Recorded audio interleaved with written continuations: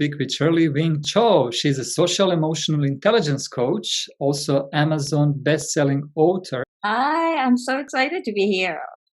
Well, my background is kind of unique because there aren't many opera coach pianists in the world, and I happen to be one of them. So, for the longest time, for 3 decades, that's what I did. I went around stages over 4 different continents, creating success memories for aspiring musicians and amateurs on stages, in opera houses and academia, music, programs in universities. Well, I think music was really given to me by my parents. And during my childhood, something very unfortunate took place. My mother passed away suddenly when I was 10. And I went Mhm. into a 7 year spell of autoimmune disease. I had severe hive outbreaks nonstop for 7 years. And during that really dark time when I developed hypervigilance, PTSD, and all that, it was really playing the piano and also singing and coaching, other students, my friends, which really elevated me from that emotional void and all those physical problems and emotional problems that I had to endure. So music became my passion, obviously. And after I graduated from college and also grad school in Cincinnati Conservatory, where I got my master's degree in accompanying, it was Mhm. very obvious for me that making music around the world would be a great thing to do because I also have the travel bug in me. I love to travel. I could not stay in one place for too long. So that really just segued into about about 2007, 2008. I left US where I, had my adult life and went back to Hong Kong and directed a very big performing arts center for children. And it was over that period of time, really in the last 12 years, as I directed a lot of productions and coached them and have fun with them and helped them create a lot of, great memories on stages, that I found out that they they're really missing skills, important life skills like how to be happy, how to be resilient, and how to define their own success. So that kind of confirmed to me that my life purpose should be using music and the performing arts to create opportunities to teach them all these life skills. My vision, really, in a nutshell, is to disrupt education so Mhm. that happiness and success become everyone's priority on an individual level, family level, community level, and governmental level.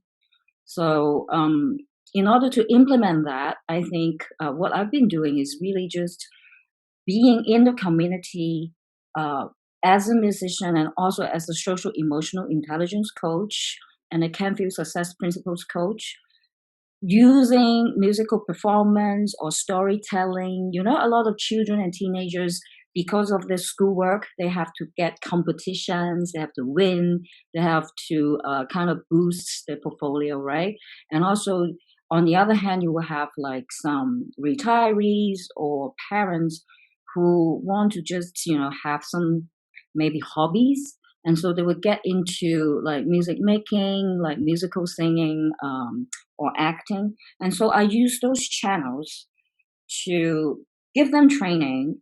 Part of it would be the performing arts itself, but during that process, while they learn the skills, I would give them all these important life skills so that beyond the stage, when they are away from the stage, they know how to regulate their emotions and they know how to be resilient and confident and really share their voices as they are, but not as they are expected to be. Yeah, it sounds to me that you are challenging the educational system. It's a kind of big vision, so I'm We- super curious how that works. But first of all, they will have to laugh. They Mhm. will have to be cracked up because that is a big part of me. Laughing and smiling literally saved my life twice because I have gone through a lot of things and I've been to the bottom. I've been to the bottom actually a couple of times when laughing and smiling was not even in my vocabulary. It wasn't Mm. even energetically possible for me. But once I found that inner child, um, and having that voice really overtake my being on a molecular level, I started seeing that 4-year-old Shirley again. Really, literally, I started reviving myself. And so I'm a really big, like a fan or an addict, if you can put it that way. I'm addicted to humor. And so when someone comes to me, one of the things that they will notice is that I crack people up and I make fun of every situation possible.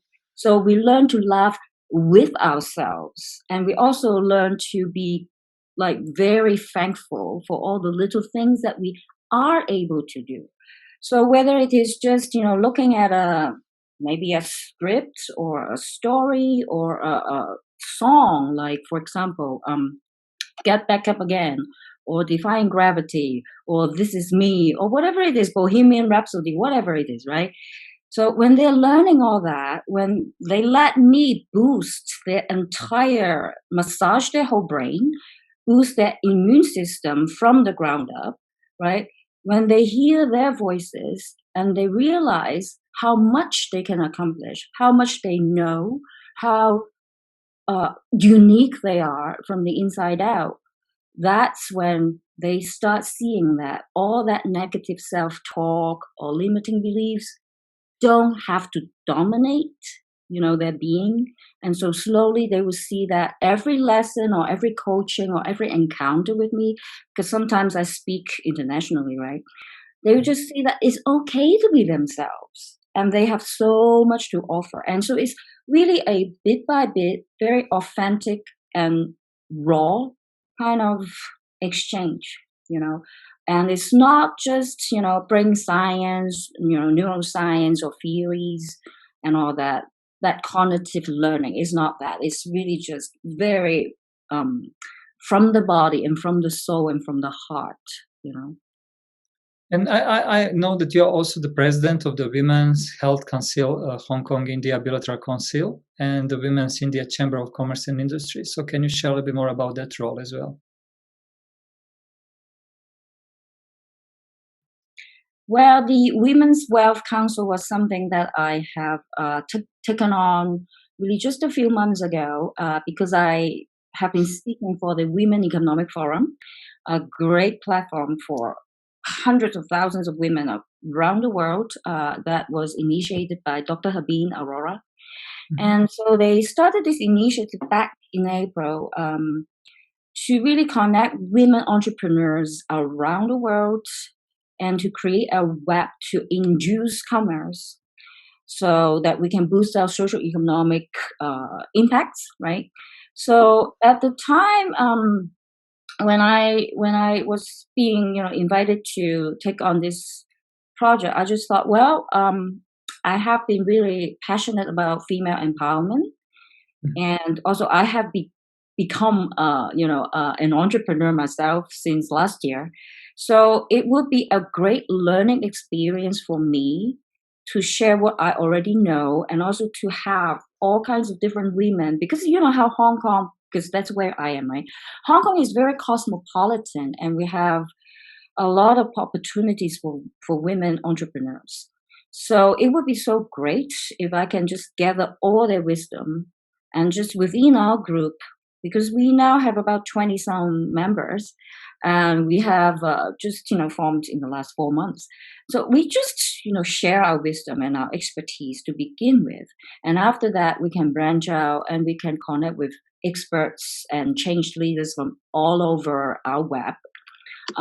So just even that internal sharing and idea brainstorming and experience, exchange, and just thinking about how we can use our potential or our, advantages to bring about economic, gains. That would be just so important right now at this moment, whether it's because of COVID or not. I think everyone now realizes that going digital, going global is a must. So to quench that fear, because having one person trying to do that, right? Like for example, in my case, I'm still learning all kinds of things about being an entrepreneur.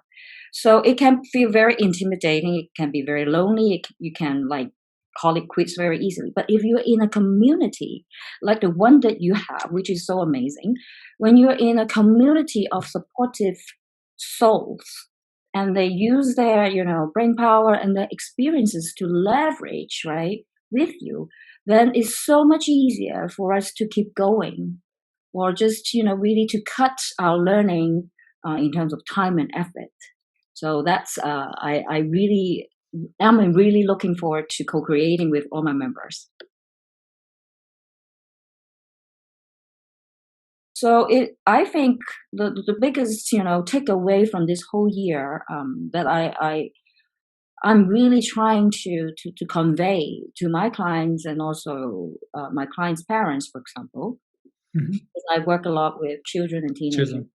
is just really to not live in the past Mhm. and use the past and the present as information to create a better future.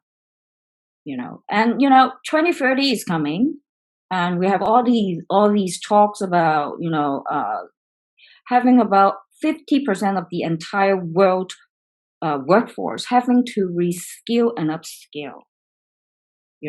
A lot of the jobs are going to be obsolete, if not totally annihilated. Yeah. So Yeah. 20, actually, I think COVID is unnecessary, kind of Yeah. evil. I Yeah. wouldn't even. Yeah. I agree. Of Yeah. course, Yeah. a lot of people have suffered in all kinds of different ways. I wouldn't undermine that. Um, I have lost my parents at a very young age, so I know what loss means. And I'm not trying to downplay that. But everything that happens in our lives is information. And that's one of the key teachings in the Canfield Success Principles, is that we take 100% of our responsibilities, and we're living in the future as our present. We are Mhm. foreseeing our future, but we're living it in the present. And so we have to embrace all that fear and do it anyway. I'm just throwing out all these principles. So that's, if we adapt to the new technology and new mindsets, we are moving along. There's so many people who have made, these new companies or gotten their new ideas realized, and then making, impact. Like, in healthcare, right? In the supplies of disinfectants, or uh, like all these machines that you use to test temperatures or avoid contact, right, with the elevators or these sensors. So it's really just whether we want to be a winner at the end of the day, or we want to be a victim. I was just thinking today how the best business idea is coming from the biggest frustrations. And when we are living in those kind of uncertainty, and everything is changing so dramatically, that's the best time to find what you really want to do to solve that problem for the future. So because when everything is went well, when everything is okay, then you don't have that inspiration to change the things. But when everything is changing, and then if you don't change, you said you're going to die or you're going to be a victim in the best scenario, then opposite way is to take a responsibility for your life, and change the world. Shirley, what do you do to keep yourself healthy? So tell us more about how you re-energize yourself. What kind of daily rituals do you have? Well, let me share a little fun fact about this year with you. I actually left Hong Kong at the beginning of February, Mhm. because as the whole global situation unfolded, particularly when it came from China, right? Yeah. And Hong Kong is just right at the border, and there was a lot of disharmony and just kind of misdirected policies in the local government about how we were going to handle the traveling and the social distancing, and the closing of borders and all that. And so the energy was like a total mess. So I decided that I needed to protect my energy because I didn't want to get sick, right? Mhm. So my state of being is like pivotal. So I actually went to Sydney. I hid out in Sydney for 3 months, Oh, okay. Sydney, Australia. And of course, during that time, I actually did a little bit of traveling because I had to speak at Egypt in March. So I took 6 different international flights between February and mid May before I went back to Hong Kong. And I had quarantined over 10 times because during the lockdowns, I couldn't really go out, right? To to dine or to exercise because I had to protect others. So it was a lot of just, waking up. I had a ritual. I still do it. I would never stop doing it. That ritual is actually every morning when I open my eyes and also every night when I shut eyes, before I shut eyes, I would count my blessings. Mm. Because a few years ago, when I went through the biggest transformational phase of my life, that was actually one of the things that saved me and uplifted me. And I would say something to my body, like, for example, if I had a really late night, I remember being in Sydney, binge watching, TV series that was very popular a few years ago, but I was living under a rock, and so I Mm. binge watched like 2 3 days in a row, and so my body was like, oh my god.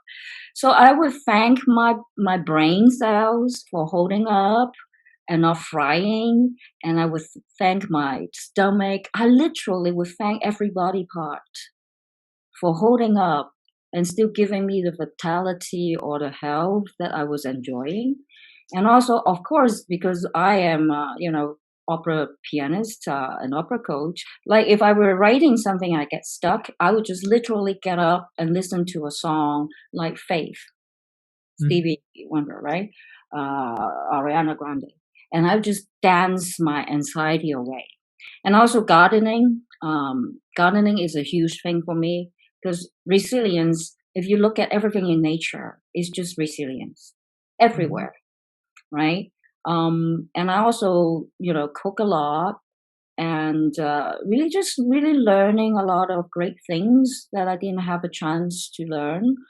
I do a lot of reading on resilience, and I watch a ton of comedy, a ton of it. And lately, I've been, I don't know why, I kept watching like babies and animals, just to release, some kind of underlying anxiety. Because being an entrepreneur can be very frustrating, right? Mhm. So that's the kind of routine. And also being very healthy, with my diet, that's huge. I had also another ritual every morning. I wake up to a warm glass of lemon juice. Thank you so much. It's a super pleasure to have you in community. And I just want to add one thing, if I may, and that is Women Going Global is going to be a very inspiring book, and it's coming out on Amazon. So I encourage everyone who wants to be inspired and cheered on, particularly women entrepreneurs, to check it out. Yes, so that's exactly what is our community all about, the women going global. So yes, we've also shared the link of the Amazon, so you can also buy this book. Thank you, Shirley, so much, and talk to you soon, for sure. You take care, everyone.